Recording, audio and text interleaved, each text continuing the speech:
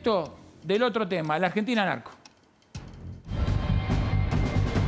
Denuncia contra 2 laboratorios por comercializar ampollas de fentanilo que habría estado contaminado. 9 personas fallecidas por fentanilo contaminado, aparentemente de laboratorio HLB. Es un laboratorio que en algún momento había estado en la mina por la importación de efedrina. El triple crimen de General Rodríguez, Sebastián Forza, Damián Ferrón y Leopoldo Vina fueron encontrados acribillados a balazos y arrojados en un zanjón. El móvil es la efedrina y desde el año 2004 al 2008 de importar 200, 300 kilos de efedrina pasamos a 40 toneladas. El triple crimen terminaría dejando al descubierto un negocio millonario. Puerta 8, un barrio que apareció en el radar luego de la noticia de la cocaína contaminada, que ya trajo 23 muertes, 74 personas internadas. Lo que le pusieron en la droga adulterada era fentanilo, era una sustancia opioide. Los argentinos no podemos dejar de pasar esta situación para empezar a entender el fenómeno, por un lado, del narcotráfico, el fenómeno de la adicción. Puerta 8. Ahí la cocaína se había contaminado con fentanilo. Acá es el fentanilo para uso terapéutico contaminado con bacterias que producen la muerte en cuestión de días, horas. Al menos 15 muertos, 66 pacientes afectados por este fentanilo.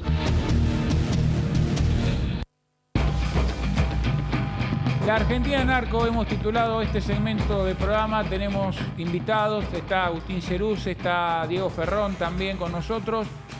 ¿Por qué? Porque el disparador fue lo que ocurrió con el fentanilo contaminado con bacterias, que no tiene que ver con la Argentina Narco, pero sí con el tema de los laboratorios. Quiero aclarar esto, es importante. Ninguno de los laboratorios mencionados en ese video tiene que ver con la Argentina Narco, pero sí con la falta de controles.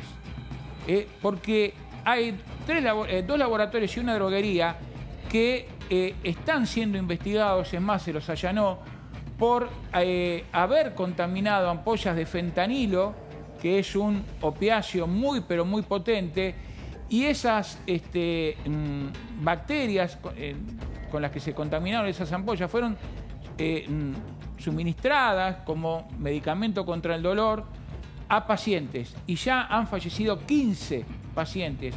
Hay otros 50 o 51 casos de pacientes que están internados en grave estado.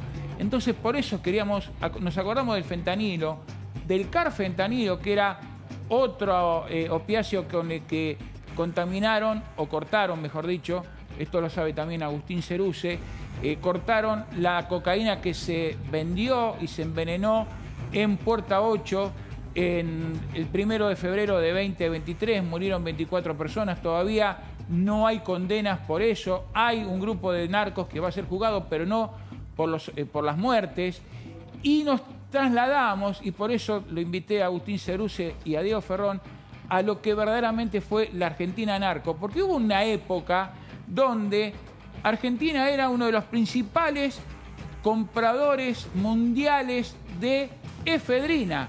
¿Se acuerdan de Breaking Bad? ¿Se acuerdan de el personaje que elaboraba metanfetaminas y que las vendía para que la gente se drogara? ¿Se acuerdan del cartel de Sinaloa? Bueno, muchos de estos 55.395 kilos de efedrina que se importaron entre 1999 y 2010 fueron desviados a carteles mexicanos. Y Agustín Ceruz y Diego Ferrón escribieron un libro al respecto, ahora se los vamos a preguntar. 100 kilogramos requería de esos 55.000 kilos la industria farmacéutica local por año para la elaboración de antigripales y descongestivos. La efedrina es el principal componente que se utilizan en antigripales y descongestivos. Seguimos con la placa. Esto habla de la falta de control. Cada comprimido de dicho medicamento lleva una microdosis de efedrina, por lo tanto, la cantidad requerida por los laboratorios era muy inferior a la que se importaba. ¿Se dan cuenta de lo que estamos hablando acá? Entre 1999 y 2010, alguien ganó millones de dólares. 40.000 de esos 55.395 kilogramos de efedrina fueron desviados a carteles mexicanos de la droga, principalmente al de Sinaloa. Mataron a 3 personas por esto, por la efedrina. Mataron a 3 personas, a Damián Ferrón, a Sebastián Forza y a Leopoldo Vina. Y está con nosotros Diego, hermano de Damián Ferrón. Entre 90 y 120 dólares es lo que pagaban los traficantes argentinos el kilo de efedrina y se lo vendían a los narcos a 10.000 dólares. Esto pasó porque nadie controlaba, Jenny, doctor Diegues, todas las importaciones de efedrina. Nadie controlaba que los laboratorios en nuestro país usaban solamente 100 kilos por año. 392 millones de dólares fue la ganancia que obtuvieron en 11 años los traficantes locales por el contrabando de efedrina a México. Y me voy acercando a la mesa, le doy la bienvenida, ya lo nombré varias veces, a Agustín Ceruce y a Diego Ferrón. Están con nosotros, con Jenny, con el doctor Diegues. Y le voy a pedir a la cámara, si me acompaña, que quiero que muestre Diego Ferrón, hermano de Damián, el libro que escribieron con Agustín, donde van a entender todo este fenómeno. Todo este fenómeno que tiene que ver con el tráfico de efedrina y también con el descontrol. Hola, Diego, ¿qué tal? Hola, ¿qué tal? Agustín, gracias por estar. Ahí está, Operación Cristal. ¿Por qué Operación Cristal? Porque justamente lo que contamos con Diego en el libro es que Forza, Ferrón y Vina fueron víctimas de un triple crimen para mandar un mensaje, que es que en Argentina se acababa el contrabando de efedrina desde China e India hacia la Argentina y la triangulación hacia México. Porque esa efedrina terminaba como metanfetaminas en Estados Unidos. Y en Estados Unidos morían más o menos 100.000 personas por año por el consumo de metanfetaminas. A ver si entendí bien. Vos también, Jenny, cualquier cosa me corregís. Había una época entre 1999 y 2010 donde Argentina se convirtió en uno de los principales compradores mundiales, Diego, de efedrina. 55.000 kilos en 11 años. Pero solamente por año la industria farmacéutica local usaba 100 kilos. Entonces... sobraban 55 toneladas. 55 toneladas. ¿Que fueron a dónde? A México. A México. ¿Quién los compraba, por ejemplo? Acá se importaba legalmente, con autorización de Cedronar, de la aduana, con la cobertura de la CIDE, que es lo que contamos en el libro también. Lo compraban los laboratorios legales, bien establecidos, lo pasaban a intermediarios y había carteles mexicanos instalados en Argentina, en sociedad con argentinos, que los traficaban directamente a México y de México a Estados Unidos. Diego, vos te involucraste en esto y hiciste el libro con Agustín porque a tu hermano lo mataron por eso. Exactamente. En ese momento, 2 años antes, mi hermano empieza a trabajar con Salerno en una droguería. Tu hermano lo mata en 2008. En 2008, agosto de 2008. Sí, en agosto del 2008. Y 2 meses antes se reúne con Forza y Vina y empiezan a hacer una sociedad donde ellos querían formar una sociedad para importar efedrina legalmente, porque en ese momento hasta monotributistas se anotaban y le daban para poder importar. Pero sí, ahí el final del negocio era, como bien cuenta Agustín y contamos en el libro, eran los cárteles mexicanos. De hecho, Vina trabajaba para un mexicano que es Rodrigo Esposas Iturbe, que está condenado por tráfico de efedrina. Recordemos el laboratorio Maswich, que se descubrió 2 meses antes, que fue el primer laboratorio de metanfetaminas en Argentina, donde había un argentino involucrado, Tarcia, que falleció en la cárcel también mágicamente antes de declarar. Es una causa bastante compleja y muy larga de contar, por eso fue que tomamos la decisión con Agustín de escribir el libro para resumir algo muy complejo. Ahora, ustedes hacen una pregunta en el libro que básicamente tiene que ver con a quién le sirvió que no se trafique más justamente o que no se hagan más negocios, por llamarlo de una manera, en Argentina con la efedrina. Una respuesta corta de todo eso porque obviamente el libro es muy... 2 palabras, la DEA. ¿Ah, la DEA? La DEA, claro. De hecho, Diego recién hacía referencia al laboratorio de ingeniero Maswich. Sí. Bueno, esa fue una operación encubierta de la DEA en Argentina. Esa operación encubierta expone a la sociedad que desde Argentina se traficaba efedrina a México y Estados Unidos. Sí. Y 2 semanas después se empieza a organizar lo que es el triple crimen de General Rodríguez. Convengamos algo, recordemos a la gente. En Ingeniero Maswich hay una casa quinta, donde un grupo de mexicanos se pusieron a hacer lo mismo que hace Walter White en Exactamente lo mismo. Breaking Bad. Era lo mismo, pero trasladado a Ingeniero Maswich. Y un día explota. ¿Por qué? Porque la efedrina que usaban para hacer, como le pasó también a Walter White en Breaking Bad, estaba cortada con sal. ¿Es así? No, en realidad esa es la versión oficial que instalaron los investigadores. La versión extraoficial, pero que se desprende ¿Pero explotó? del... No sabemos. Lo que sí sabemos es que la investigación oficial empezó el día anterior, 23 horas. Y con 23 horas vos tenés experiencia, no se hace una investigación. Sí. Bueno, en 23 horas se halló esa quinta. ¿Por qué? Porque esa quinta estaba infiltrada por la DEA. Y así quedó el descubierto, Jenny y doctor Diegues, el hecho de que Argentina se había convertido en un comprador mundial de efedrina que le vendía ese precursor químico que los mexicanos, recordemos, no lo podían comprar en México, no lo podían comprar en Estados Unidos, porque tiene, como pasa con los precursores, ahora se va a modificar la ley, los precursores químicos son todos los elementos que son indispensables para la fabricación de droga sintética, o también para la cocaína, el ácido, por ejemplo, que se utiliza para hacer el clorhidrato de cocaína, el cloro. Pero el tema acá es, a partir del laboratorio, del hallazgo del laboratorio, se pone en conocimiento del mundo que Argentina era un punto de triangulación de efedrina, ¿es así? Exactamente. De hecho, los 2 años anteriores, la Embajada de Estados Unidos le venía diciendo al gobierno, primero de Néstor y después de Cristina, corten la triangulación de efedrina, corten la triangulación de efedrina. De hecho, con reuniones en la embajada misma que contamos en el libro, la Argentina no hizo caso. Un mes después del triple crimen, la Argentina prohibió la importación de efedrinas, pseudoefedrina y sus sales. Con lo cual, el mensaje es bastante claro. Exactamente. Y respecto, porque hoy en día sabemos que no están los culpables reales de justamente el triple crimen.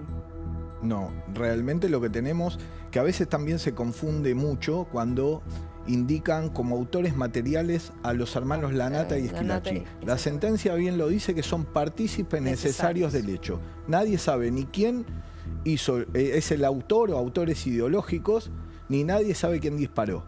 Ni tenemos certeza del lugar donde los mataron, porque en el zanjón que aparece en el General Rodríguez es plantado. O sea, los cuerpos estuvieron refrigerados 6 días y después plantaron los cuerpos ahí. Después de tantos años de investigación, aunque después de haber pasado en la justicia federal en 2016, avanzamos mucho con la causa, nos quedaron un montón de incógnitas, porque el primer tiempo nosotros de investigación con la doctora Jacobuzzi lo perdimos. Y Pérez claro, porque acá intervino el doctor Juan Ignacio Bione, fiscal de Mercedes. De homicidio. De homicidios, que es el que recolectó toda la prueba, vos y Agustín y Diego, corríjanme, es el que recopila toda la prueba y permite que con esa prueba se llegue a un juicio oral con la condena de los hermanos Lanata y Esquilachi, ¿no? Exactamente. Primero tuvimos la doctora Jacobuzzi, en Capital Federal, que es donde se encuentra la camioneta de mi hermano quemada. Sí. Después ella, que ahí dice algo que se habían ido de joda con esa camioneta quemada y demás, pasó un tiempo y pasa a la justicia de Mercedes porque es donde tiran los cuerpos y ahí aparece el fiscal Bidone de delitos complejos. Claro, porque ahí entra en juego una situación que hacen, declinan la competencia por territorio y por materia. Entonces pasa al fuero ordinario de la justicia de la provincia de Buenos Aires. Jenny, pero en realidad se tendría que haber seguido trabajando siempre en la justicia federal, a mi entender. Bueno, el doctor Pierri lo planteaba, que es sí, pero el abogado porque, del principio, a Miguel que eso lo era un caso conozco y federal. me tocó litigar contra él, bueno, lo conozco bien y sé cómo es, y por supuesto que estaba acertado. ¿Sabés por qué? Por el tipo de delito. Exacto. O sea, la materia es federal. Jenny. Quería preguntarle si que le recuerden la gente de Pérez Corradi y si Pérez Corradi se va a llevar los secretos que sabe y quién terminó matando. Pérez Corradi ya está sobreseído de la causa, mismo. Así que nosotros, si bien creemos que es un personaje que sabe todo, muy importante, no le podemos decir que partícipe de ideológico, que si bien se lo indicó hasta un momento, la justicia federal dictaminó que no y uno se ajusta a derecho y no podemos indicar a alguien por una muerte, pero sí es partícipe de todo esto, de saber quién fue. Yo creo que el vínculo de Pérez Corradi con tu hermano, con Vina, era Sebastián Forza, ¿no? Exactamente. Mi hermano lo conoció por Forza, sí. Sí, y Salerno lo conocía, que era el socio de mi hermano en la farmacia, lo conocía de tiempo antes. Agustín, en esa época era, por eso metimos la cuestión, o el disparador fue la cuestión de los laboratorios que no tienen control con lo que pasó con el fentanilo. Acordamos, quiero recordar, esos laboratorios no están involucrados en la causa de la efedrina ni de la Argentina narco, pero sí hablan de descontrol. En esa época, ¿cómo era la situación? Recién hablaban de que hasta los monotributistas podían... ¿Cómo era esa situación? ¿Cambió algo? Está comprobado, de hecho, que un monotributista importó 1.300 kilos de... ¿Cómo? 1.300 kilos de efedrina. ¿Cómo es eso? Con simple autorización de la Cedronar, presentás un certificado en la aduana y te avisan cuando te llega, lo vas a buscar y después lo despachás. Así de simple como lo escuchás. Hay una causa que tuvo el fiscal Diego Luciani también. Sí. El fiscal federal, donde también investigó este desvío de efedrina a los narcos y hablaba también de un indigente que aparecía como titular de un laboratorio. Era testaferro de Pérez Corradi. Exactamente. Pero lo más importante de todo es que vos decís, bueno, después de todo esto que se descubrió, 55 toneladas en 10, 11 años, 40 toneladas comprobadas que terminaron en manos de cárteles mexicanos, vos decís, bueno, algún funcionario tiene que caer. Pagó los platos rotos. No, lo sobreseyeron antes del juicio, porque dijeron que con pruebas nuevas, con otras absoluciones en otros juicios, no había que ni siquiera someterlos a juicio. La Nata y los hermanos Nata y los hermanos Esquilachi, Jenny, ¿para vos son perejiles? Para mí no, sí son partícipes necesarios, pero a ver, dentro de todo lo que tiene que ver con este entramado, sí son perejiles, claramente. ¿Para vos, Diego? Pero son una parte fuerte de la causa, porque ellos también estaban en el negocio de la efedrina, que es lo que la gente los ve mucho como los presuntos asesinos. Martín Lanata y Víctor Esquilachi participaban del negocio de la efedrina. Ellos compraban y vendían también. ¿Pero no los usaron para todo esto? Yo creo que hay un entramado que sí, desde un principio lo evaluaba el doctor Pierri, es una banda mixta entre fuerzas policiales en función o no, políticos, narcos y gente de la CIDE en ese momento y de la DEA.